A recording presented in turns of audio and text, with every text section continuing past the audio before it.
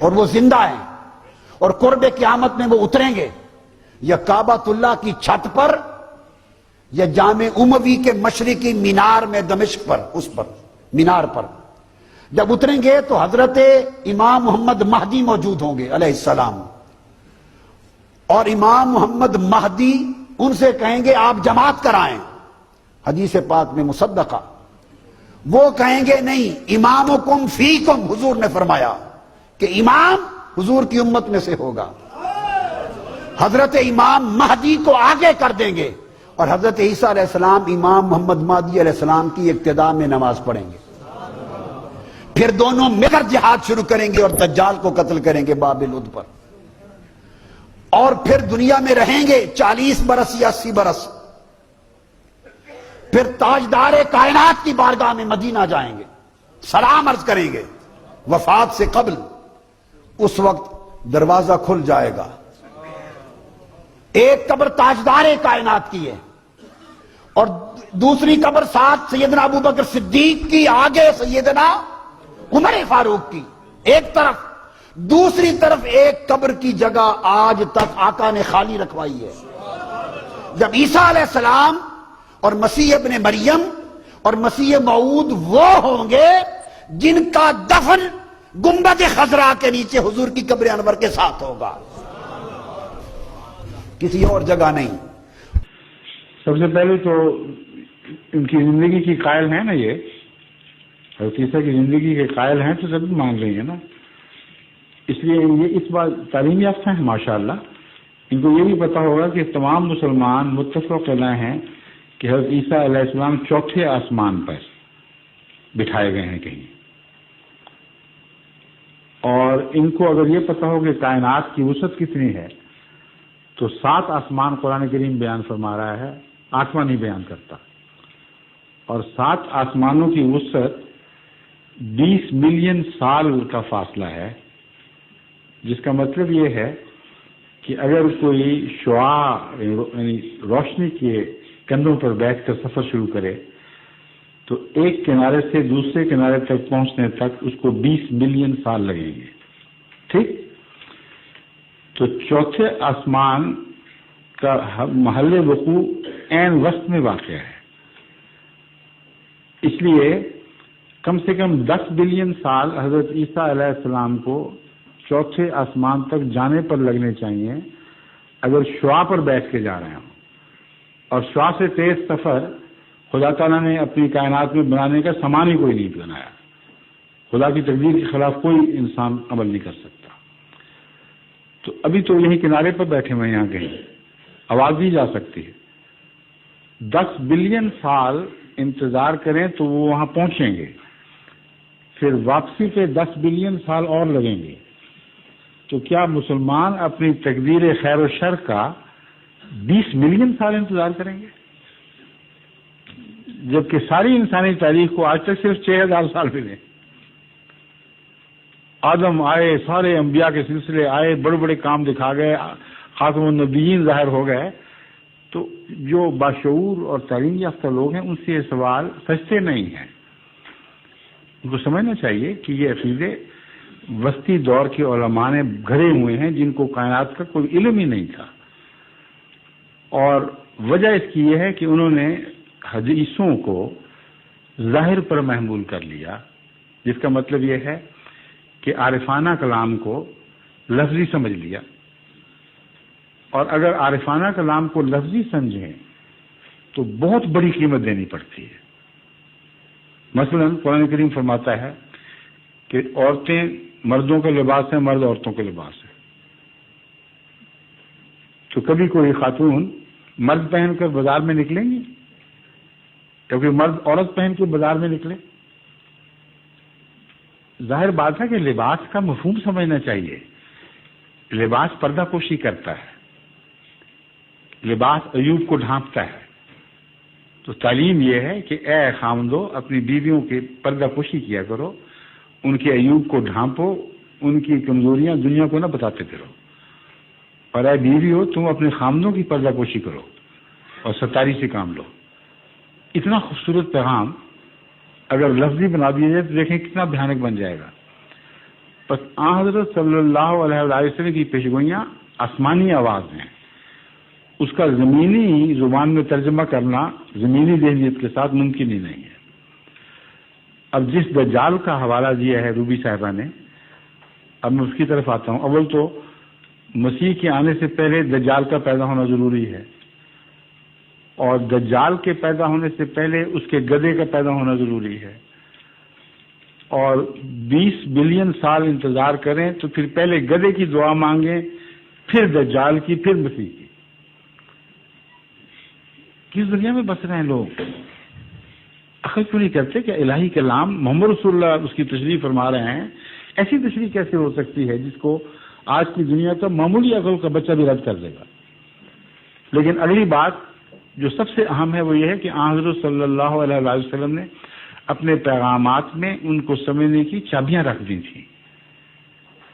یعنی تکلیف مالا یطاق نہیں ہے کہ پیغام دیا ایسی زبان میں جس کو ہم سمجھ ہی نہیں سکتے، ایسی زبان میں پیغام دیا کہ جب میں آپ کے سامنے رکھوں گا تو آپ حیران رہ جائیں گے کہ کوئی عالم دین کہلا کر اس زبان کو سمجھ کیوں نہ سکا۔ آپ نے فرمایا دجال کو پہچاننا ہے تو دجال کے گدھے کو پہچان لینا،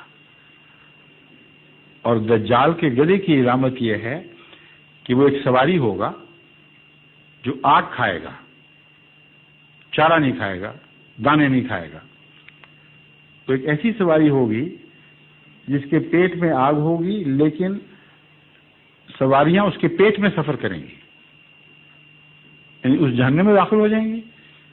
صاف ظاہر ہے کہ آگ کا الگ کمپارٹمنٹ ہوگا اور سفر کے لیے الگ کمپارٹمنٹ ہوگا۔ چنانچہ فرمایا اندر اس کی روشنیاں بھی ہوں گی، آرام دہ بیٹھنے کی جگہ ہوں گی۔ صرف اتنی بات پہ غور کریں تو سمجھ آ جانی چاہیے کہ وہ گدھا کیا ہے، لیکن آپ نے اتفاقات پر نہیں چھوڑا۔ فرمایا اس گدھے کا خشکی کا جو تصور ہے وہ بحری گدھے سے مختلف ہے اور ہوائی گدھے سے مختلف ہے۔ 3 قسم کے گدھے ہیں۔ ایک وہ جو زمین پر سفر کرنے والا گدھا ہے دجال کا، سب کو دجال کا گدھا ہی کہا ہے، لیکن اس کی تفصیل الگ الگ بیان فرمائی۔ فرمایا اس کے 2 کانوں کے درمیان 70 گز کا فاصلہ، سواریاں اس کے اندر داخل ہوں گی، اس نے اسٹیشن بنائے ہوں گے، ہر اسٹیشن سے چلنے سے پہلے وہ اعلان کیا کرے گا کہ میری روانگی کا وقت آ گیا، جس نے بیٹھنے بیٹھ جائے، اور پھر وہ اگلے اسٹیشن پہ جا کے ٹھہرے گا، پھر اعلان کرے گا کہ جس نے اب آنا آ جائے، میں اب چلنے لگا ہوں۔ اور پھر اس کی رفتار اتنی تیز ہوگی کہ معروف سواریاں جو ہیں وہ جو مہینوں میں سفر کرتی ہیں وہ دنوں میں یا گھنٹوں میں کرے گا۔ اب ریلوے جو ہمارے سامنے ہے یا دوسری تیز رفتار سواریاں جو آگ پر چلتی ہیں، ان میں اور پرانے روایتی گدھوں میں جو خط امتیاز ہے جو الگ الگ کرتا ہے وہ فائر کا ایندھن ہونا ہے، آگ کا ایندھن بننا ہے۔ تمام انسانی سواریوں میں ایندھن نباتات یا حیوانات کا گوشت وغیرہ ہے۔ وہ سواریاں جو دجال نے ایجاد کی ہیں ان میں سے ہر ایک کا ایندھن آگ ہے، خواہ وہ پیٹرول کی شکل میں ہو، خواہ کوئلے کی شکل میں ہو، خواہ بجلی کے ذریعے ہو۔ تو اتنی بات کھول دی اور ابھی گدھے کا انتظار ہے۔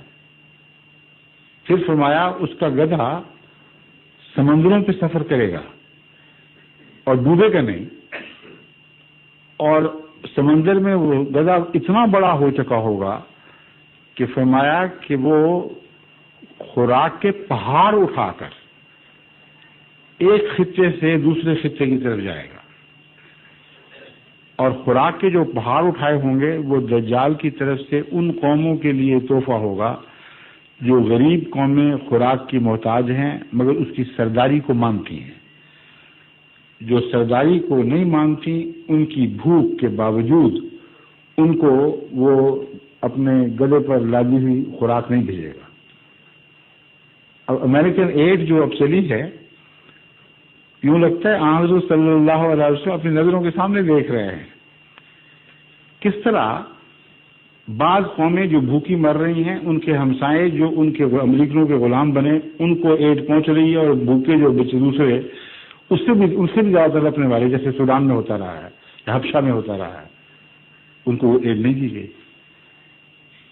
تو حضرت صلی اللہ علیہ وسلم نے بحری جہازوں کا جو تصور پیش فرمایا ہے، عظیم الشان پہاڑوں کی طرح خوراک اٹھانے والے، اور ڈوبے نہیں، اور ایک جگہ سے وہ ایڈ لے کے دوسری جگہ پہنچ رہے ہیں، اس کے باوجود اگر کسی کو سمجھ نہ آئے تو پھر ہم کیا کر سکتے ہیں.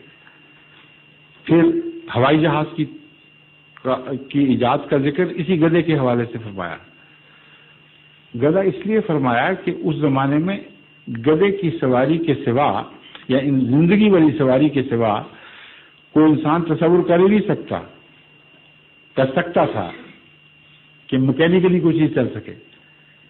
اس لیے بڑی حکمت کا کلام ہے. گدھا صرف علامت ہے سواری کی، اور آگ کھانا بتا رہا ہے کہ یہ گدھا وہ نہیں ہے جو تم سمجھ رہے ہو. لازماً مختلف گدھے. گدھے کو کسی نے اڑتے دیکھنا ہے؟ رسول صلی اللہ علیہ وسلم فرماتے ہیں کہ وہ اس گدھے کی چھلانگ اتنی بڑی ہوگی کہ ایک پاؤں مشرق میں تو دوسرا مغرب میں اترے گا. اب کتنے جہاز ہیں جن پر چڑھ کر ہمارے دوست تشریف لاتے ہیں، اور غالباً روبی صاحبہ بھی مشرق ملک سے آئی ہوں گی، وہ مشرق سے اڑے اور مغرب میں آ کر ٹھہرے، تو کیا دیو رسول اللہ علیہ وسلم پر درود نہ بھیجے کہ کس شان کا نبی تھا. 1400 سال پہلے اتنی وضاحت کے ساتھ وہ نقشہ کھینچا. فرمایا وہ جب اڑے گا تو کلاؤڈ لائن کے اوپر اڑے گا، اور قرآن کریم نے ساتھ فرمایا کہ وَالسَّمَاءِ ذَاتِ الْحُبُكِ، کہ آسمان کو ہم گواہ ٹھہراتے ہیں کہ اس میں رستے بن جائیں گے، اور وہ رستے آج بن چکے ہیں. جتنی جہاز کی کمپنیاں ہیں ان کو پتہ ہے کہ کس رستے پر ہم نے چلنا ہے، کس رستے پر دوسرے نے چلنا ہے، ورنہ آپ اس میں ٹکر ہو جائے. تو یہ گدھا ہے دجال کا، جس میں اشارہ اس طرف تھا کہ وہ قومیں جن کو سواریوں پر غلبہ نصیب ہوگا، وہی دجال ہے، انہیں کو دنیا پر غلبہ نصیب ہوگا. جن کو تیز رفتار سواریاں نصیب ہوں گی وہی جیتیں گی، اور ساری دنیا پر وہ قبضہ کر لیں گی. اور آج تک علماء بیٹھے ہوئے آپ کو اس افہیم میں مبتلا کر رہے ہیں کہ دعائیں مانگو کہ وہ گدھا آئے تو پھر ہماری دن پھریں امت کے. کبھی کسی پہلی قوم نے بھی گدھے کا انتظار کیا تھا؟ سوائے گدھے کے کوئی گدھوں کا انتظار نہیں کر سکتا. امام مہدی یدفن معی فی قبری، میرے ساتھ میری قبر میں دفن کیا جائے گا. کہا ہوگا. اور وہ کہتے ہیں کہاں ہے میرے صاحب کی قبر؟ وہ قادیان ملو دیکھ لو جی، جھوٹے ثابت ہوگا نا. رسول فرماتے ہیں یدفن معی فی قبری. اور یہ ابھی حال ہی میں کسی نے مجھے خط لکھا تھا، کل پرسوں مجھے ملا ہے. ایک مولوی بڑے زور شور سے کہہ رہا تھا کہ دیکھ لو جھوٹ ثابت ہو گیا. رسول اللہ صلی اللہ علیہ وسلم نے فرمایا کہ میرے ساتھ میری قبر میں دفن ہوگا. ایک عرب کا بتا رہے تھے. یہ خط جو ہے مجھے یاد آئی، امریکہ سے آیا ہے. تو میں نے کہا ان کو ان سے پوچھو کہ جب تک وہ مرے گا نہیں یہ علامت پوری نہیں ہوگی، اور وہ بیچارہ جو مر جائے اور انکار اس وجہ سے ہو کہ جب تک یہ علامت پوری نہ ہم تو مانیں گے نہیں، اس کو دفن کون ہونے دے گا وہاں؟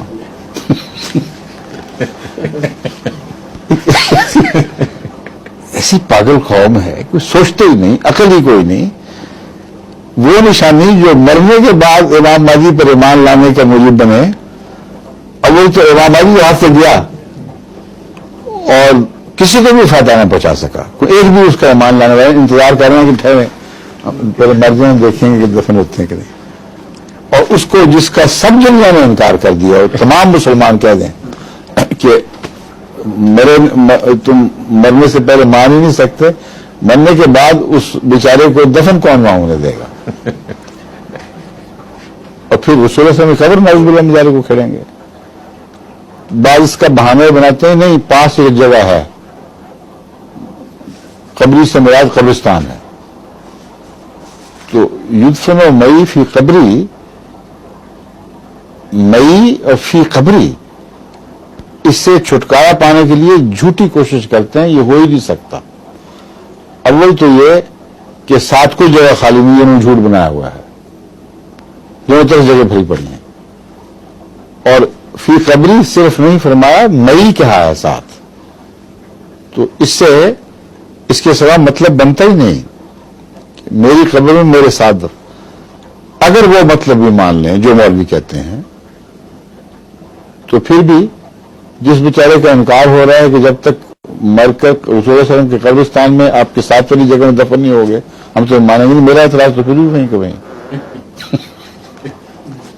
صحیح ہے، بھاگ نہیں سکتے، سوال ہی نہیں پیدا ہوتا۔